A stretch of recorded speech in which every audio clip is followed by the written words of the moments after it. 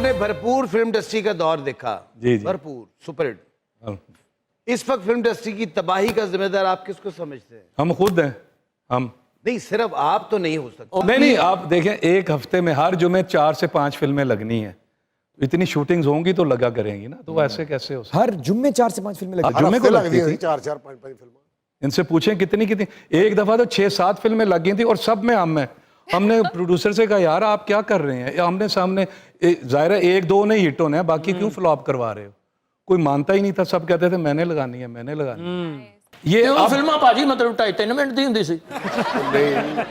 एक घंटे की शूटिंग होंदी सी 24 घंटे चो। अच्छा, 1 घंटा इधर 1 घंटा इधर, जितना एक सीन घंटा हो गया पैकअप। हाँ 1 घंटे में। असल में सेट लगे होते थे ना, एक ही स्टूडियो में है, शर्ट बदलनी है वहां पहुंच जाना है, चलते चलते शर्ट बदली उसमें इसमें इसमें वापस अपनी शूटिंग पे आ गए। सब जगह किरदार मुख्तलिफ है या चेंज भी होते थे? एक जगह अदालत लगी हुई है, एक जगह वाइंड अप हो रहा है, एक जगह गाना हो रहा है। ऐसे प्रोड्यूसर भी आए ने साडे कोल जिन्हां ने 15 ਦਿਨਾਂ ਦੀ ਫਿਲਮ ਬਣਾਈ 15 ਦਿਨਾਂ ਚ। ਉਹ ਕਰਦੇ ਜਿੱਥੇ ਸੁਲਤਾਨਰੀ ਸਾਹਿਬ ਹੁੰਦੇ ਸਨ ਉਹਨਾਂ ਜੇਲ੍ਹ ਬਣਵਾਈ ਸੀ।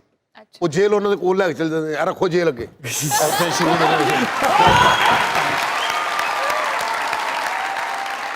ਓਏ ਇੱਕ ਵਾਰੀ ਮੈਨੂੰ ਬਾਹਰ ਆ ਲੈਣ ਦੇ ਮਾਂ, ਆ ਕੇ ਜੇ ਮੈਂ ਸਾਰੇ ਕੋਲ ਇੰਤਕਾਮ ਨਾ ਲਵਾਂ ਤੇ ਜੱਗਾ ਕਿੰਨੇ ਕਹਿਣਾ ਹੈ, ਕੱਟ ਓਕੇ ਚਲੋ ਵੀ।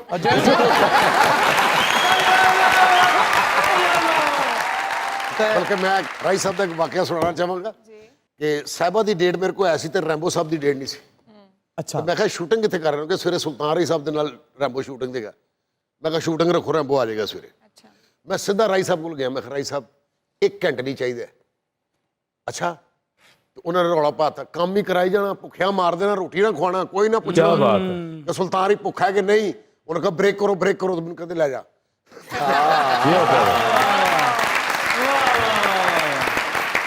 तो आपने कितनी देर बाद वापस किया? मैं घंटे बाद फिर राई साहब का हथ फड़ा गया। मैं राई साहब थैंक यू, मेरा काम हो गया, बड़ी मेहरबानी। तो फिर उन्होंने रौला पाता रोटी खुआई जाना, मैं अगे नहीं जाना। एक फिल्म के भाई इमरान साहब ने पैसे लेने सन, वो पैसे ना उन्होंने दिते थे। उन्होंने एक सीन चाहिए भाई इमरान साहब का गड्डी चों निकलना, तो भाई साहब कह रहे पैसे दे दो शॉट ले लो। उन्होंने कैमरामैन दरख्त ते चढ़ाता कि जो कल स्टूडियो आ गए उतर रहे तो शॉट ले अपनी गड्डी च आए ने, अपनी गड्डी जाके उतरे ने, कैमरामैन दरख्त पे बैठे शॉट ले करके लाओ ये शॉट लाओ।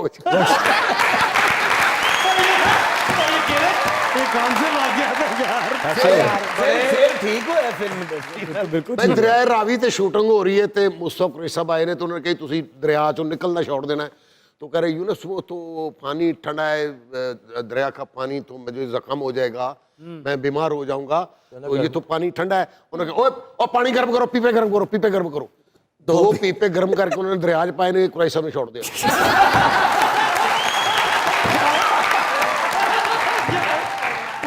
बड़े कॉमेडी सीन हुंदे सन फिल्म इंडस्ट्री च। तो रूस सी ना काम हुंदा ही इन्ना सी। 8 फाइटर खड़े कीते ने 4 फ्रेम च इधर, उन्होंने ब्लास्ट लाया, उन्होंने तारा लाउणियां ने। और 4 ਨੂੰ ਕਹਿੰਦੇ ਤੁਸੀਂ ਬਾਹਰ ਆਓ, ਤੁਸੀਂ ਬਾਹਰ ਬੈਠੋ ਜਾ ਕੇ। ਉਹ 4 ਬੰਦੇ ਬਾਹਰ ਚਾਹ ਪੀਣ ਚਲੇ ਗਏ। ਉਹਨਾਂ ਨੇ ਕਿਹਾ ਸਟਾਰਟਸ ਔਨ ਕੈਮਰਾ ਐਕਸ਼ਨ। ਉਹ ਤਾਰਾ ਲਾਈਆਂ ਨੇ ਜਿਹੜੇ ਫਰੇਮ 'ਚ ਖਲੋਤੇ ਉਹ ਆਰਾਮ ਨਾਲ ਖਲੋਤੇ ਨੇ, ਬਾਹਰ ਬੈਠੇ ਤੇ ਬੰਬ ਫਟ ਗਏ।